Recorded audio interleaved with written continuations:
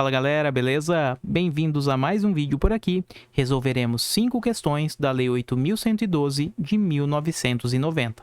Sem perder tempo, vamos ao que interessa.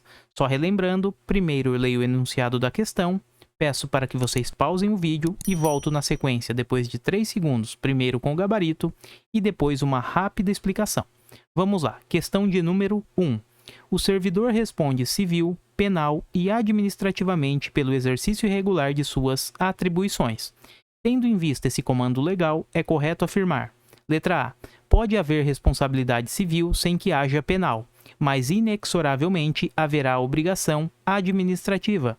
Letra B. Sempre que houver a responsabilidade penal, por consequência lógica, haverá responsabilidade administrativa e civil. Letra C. A administração pode não aplicar a pena de demissão ao servidor em processo disciplinar se este for absolvido em processo criminal. Letra D. O Estatuto do Servidor Público Federal prevê que as sanções penais, cíveis e administrativas podem ser cumuladas. E, por fim, nossa letra E. A ação penal só pode ser intentada após o fim do processo disciplinar. 3 segundos, pessoal. E o gabarito desta questão é letra D de dado. O Estatuto do Servidor Público Federal, ou seja, nossa Lei 8.112, prevê que as sanções penais, cíveis e administrativas podem ser cumuladas. Exatamente o que vimos na parte teórica. Comentamos que o servidor que praticou alguma irregularidade, ele poderá responder em âmbito civil, administrativo e ainda penal. Estas 3 esferas, elas são independentes, ou seja, seguem caminhos, seguem ritos e procedimentos diferenciados, tá? Além disso, podemos ter estas 3 esferas se relacionando. Portanto, elas são cumuláveis. Perceba, o nosso servidor que cometeu uma irregularidade, ele poderá responder apenas em âmbito civil, beleza. Mas também poderá responder, além do âmbito civil, em âmbito administrativo e também, no pior dos mundos, no âmbito penal. Maravilha? Então, são independentes e cumuláveis. Vamos ver o erro agora das assertivas. Letra A. Poderá haver responsabilidade civil sem que haja responsabilidade penal. Beleza, até aqui tá ok. Mas, inexoravelmente, obrigatoriamente, haverá a obrigação administrativa. Mentira. As responsabilidades, elas são independentes, tá? Não é porque há responsabilidade civil ou penal que teremos também a responsabilidade administrativa. Beleza? A letra B diz o seguinte: sempre que houver responsabilidade penal, por consequência lógica, haverá responsabilidade administrativa e civil. Mentira, são esferas independentes. Letra C. A administração pode não aplicar a pena de demissão ao servidor em processo disciplinar se este for absolvido em processo criminal. É mentira também. A administração não é que ela pode não aplicar, ela deve não aplicar. Vamos ver isso aqui no nosso gráfico. Temos o seguinte: a responsabilidade administrativa, ela vai decorrer de um ato comissivo, de uma ação, ou de um ato omissivo, de uma omissão, em relação ao exercício do cargo daquele servidor, no desempenho, né? Ou no desempenho de sua função pública. Agora perceba uma situação interessante. Esta responsabilidade administrativa, ela será afastada em 2 situações, tá? Então temos o seguinte: em caso de absolvição criminal, em 2 situações bem específicas, ela será afastada, ou seja, teremos o fim da responsabilidade penal, que impactará também na responsabilidade administrativa. Então, funciona da seguinte forma: cai a responsabilidade penal, porque houve aqui uma absolvição, e, consequência lógica, também será afastada a responsabilidade administrativa. Então, você está me dizendo que sempre que houver uma absolvição criminal, será afastada a responsabilidade administrativa? Não, nada disso. Apenas em 2 casos, em 2 situações de absolvição criminal. E quais são elas? Quando houver uma absolvição criminal em virtude da negativa da existência do fato. Neste caso, o fato sequer existiu. Vamos imaginar que o nosso servidor esteja sendo acusado de desviar os laptops da repartição. Mas durante o decorrer ali do processo e tudo mais, foi descoberto que aqueles laptops que aparentemente ele teria subtraído, eles estão guardados, empoeirados em algum depósito. Então perceba, o fato sequer existiu. Os laptops nunca foram subtraídos. Então o nosso servidor, ele será absolvido criminalmente em virtude de uma negativa da existência do fato. Então perceba, neste caso, a absolvição criminal irá impactar também na responsabilidade administrativa. Afasta a responsabilidade penal e, consequentemente, a nossa responsabilidade administrativa. Então aqui é o primeiro caso de absolvição criminal que impacta também na responsabilidade administrativa. E o segundo caso, que a absolvição criminal afastará a nossa responsabilização administrativa, é quando houver a negativa da autoria. Agora é um pouquinho diferente. O crime realmente aconteceu. Os laptops foram subtraídos. Acontece que não pelo servidor que está sendo denunciado, mas um outro colega dele de trabalho, tá? E isso ficou comprovado nas filmagens ali do nosso órgão. Então, novamente, o servidor ele será absolvido criminalmente em virtude de uma negativa de autoria. Ele nunca praticou aquele crime. E com esta absolvição criminal, será afastada também a responsabilidade administrativa. Então, são dois casos de absolvição criminal que impactam na esfera administrativa. A absolvição criminal que negue a existência de um fato, que decorreu de uma negativa da existência do fato, e aquela que decorrer da negativa da autoria do fato. Então perceba, quando houver absolvição criminal nestas duas situações, repito, apenas nestas duas situações, a responsabilidade administrativa deverá obrigatoriamente ser afastada. Não há outra opção, beleza? Então, o erro da C é quando usou a expressão pode, que dá a ideia de uma faculdade. Não, a administração deve, não é que ela pode. Então, a administração deve não aplicar a pena de demissão ao servidor em processo disciplinar, ou seja, que esteja sofrendo um processo administrativo, se este for absolvido em processo criminal. Ok? E por fim temos a letra E. A ação penal só pode ser intentada após o fim do processo disciplinar. Mentira, vimos que as esferas são independentes. Não precisa primeiro acabar a esfera administrativa, ou seja, o processo disciplinar, para só então termos uma ação penal correndo. Maravilha? Vamos para a questão de número 2 agora. Questão de número 2. A Lei 8.112 de 90 dispõe sobre o regime jurídico dos servidores públicos civis da União, das autarquias e das fundações públicas federais e traz em seu artigo 132 as hipóteses em que a pena de demissão será aplicada. Sobre as hipóteses de aplicação da demissão, assinale a alternativa incorreta. Letra A. Prática de crime contra a administração pública. Letra B. Inassiduidade habitual. Letra C. Improbidade administrativa. Letra D, acumulação legal de cargos, empregos ou funções públicas. E letra E, incontinência pública e conduta escandalosa na repartição. 3 segundos, galera. E o gabarito desta questão é letra D de dado. Se liga, a questão está querendo saber a incorreta, a única situação que não enseja a nossa demissão. Bom, a acumulação legal, se ela é legal, ela é permitida. Sendo permitida, o nosso servidor não está cometendo nenhuma irregularidade. Então, consequência lógica, não poderá também ser demitido. Vimos no nosso mapa mental, na parte teórica, que o que enseja demissão são estas situações e a banca explorou este item específico aqui, ó, que fala da acumulação ilegal. Perceba, se a acumulação for ilegal, enseja demissão. Agora, o que a nossa questão fez foi falar de uma acumulação legal. A banca tentou confundi-lo nesta leitura, tá? Legal com ilegal. Perceba, a acumulação legal não enseja demissão. Se a acumulação for ilegal, aí sim gera demissão.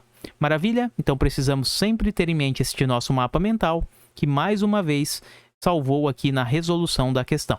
Vamos avançar para a questão de número... na questão de número 3 agora, né? Vamos lá. 3. Maria, que possui emprego público privativo de profissionais de saúde em empresa pública estadual, foi aprovada em outro concurso público para cargo público federal privativo de profissionais de saúde. Nessa situação hipotética, Maria, Letra A.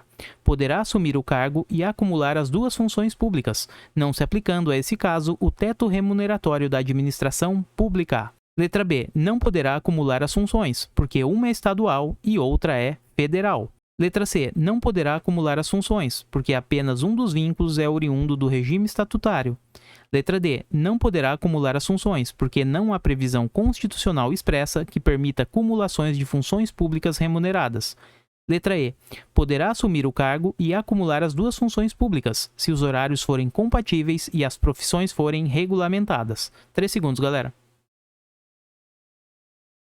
E o gabarito da nossa questão é letra E. Ela poderá assumir o cargo e acumular as duas funções públicas se os horários forem compatíveis e profissões forem regulamentadas.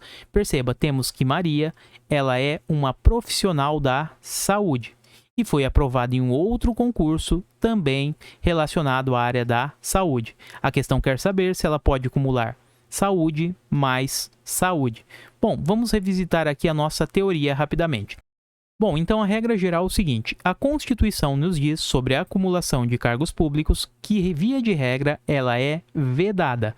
Então fica proibida a acumulação remunerada de cargos públicos, empregos públicos ou funções públicas.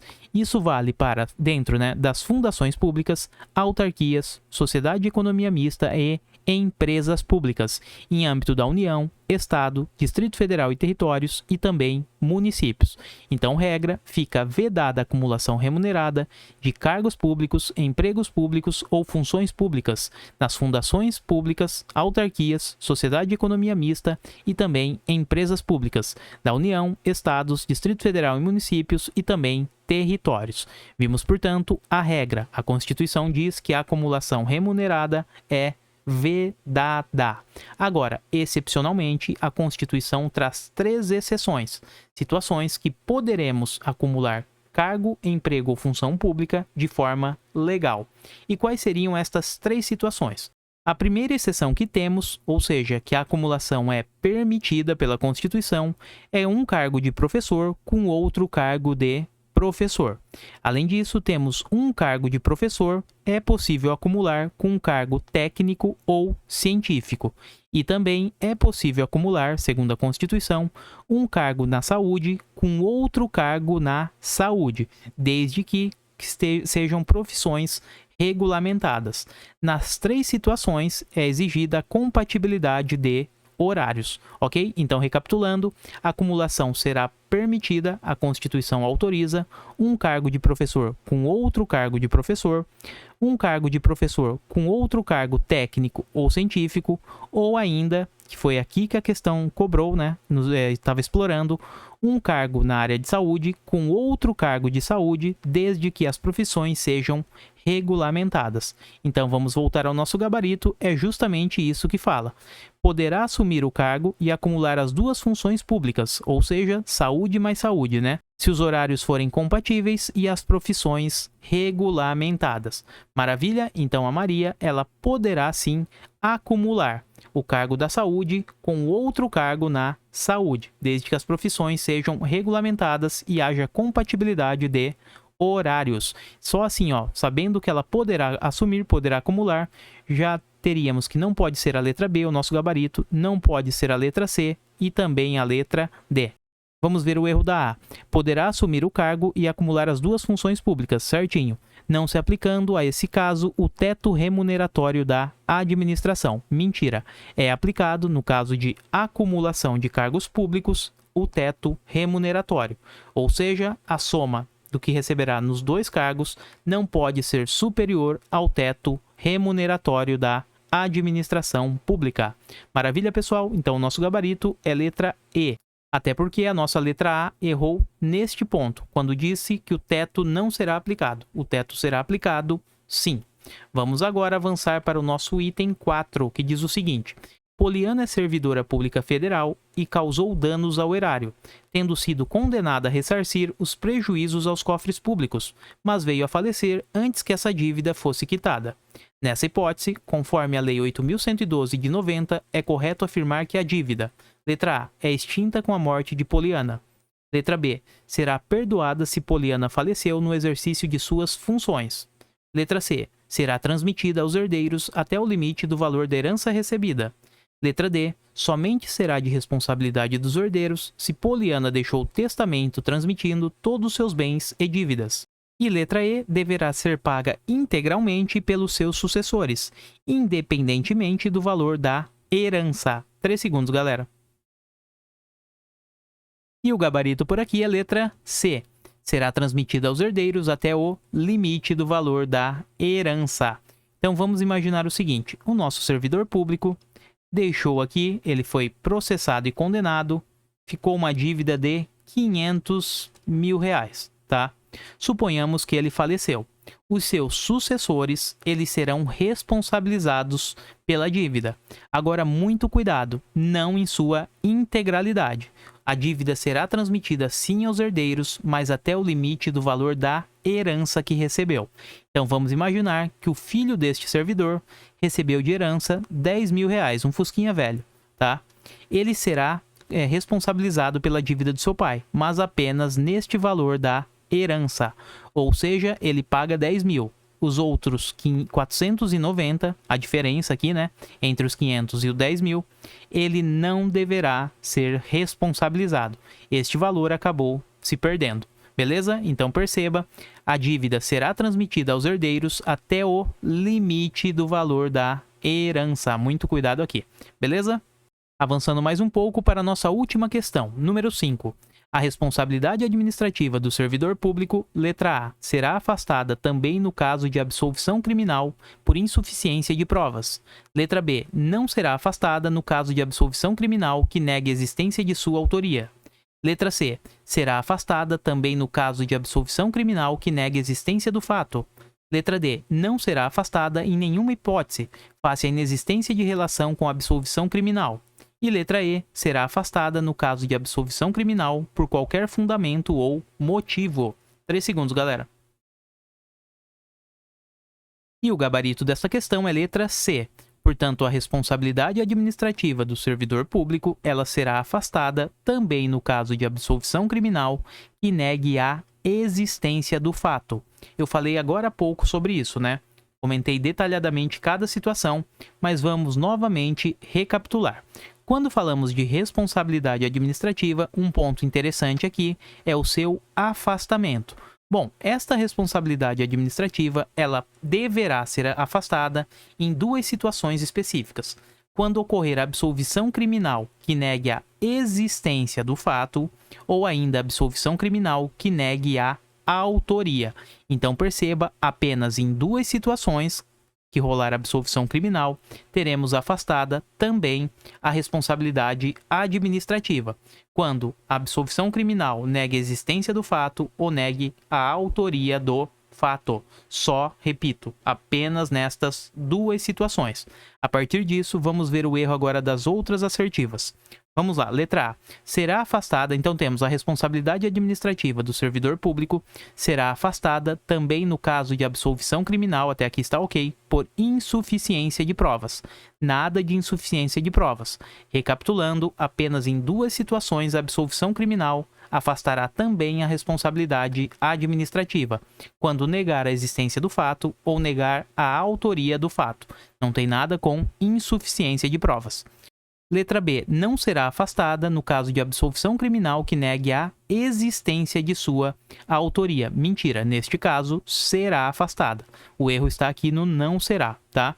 Já o erro da D é o seguinte, não será afastada em nenhuma hipótese. Errado, ela será afastada sim em duas hipóteses de absolvição criminal, que negue a existência do fato e que negue a autoria do fato.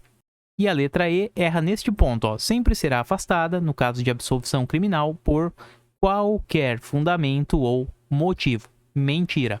Apenas em duas situações de absolvição criminal, teremos que a responsabilidade administrativa será afastada. Quando esta absolvição criminal, ela negue a existência do fato, então, quando negar a existência do fato, ou ainda quando negar a autoria do fato. Negou a existência e negou a autoria, beleza, teremos a responsabilidade administrativa também afastada, mas apenas nestas duas situações bem específicas, ok? Então, o recado que fica é: não é toda absolvição criminal que vai ensejar o afastamento da responsabilidade administrativa, apenas aquela que decorrer da negativa da existência do fato ou a negativa da autoria do fato. Maravilha, pessoal? E assim encerramos esse vídeo. Espero que tenham curtido. Se gostou, deixa um like, se inscreve no canal que sempre fortalece demais. Voltamos em breve com mais vídeos, mais questões e é isso. Até a próxima, pessoal. E eu fui, valeu!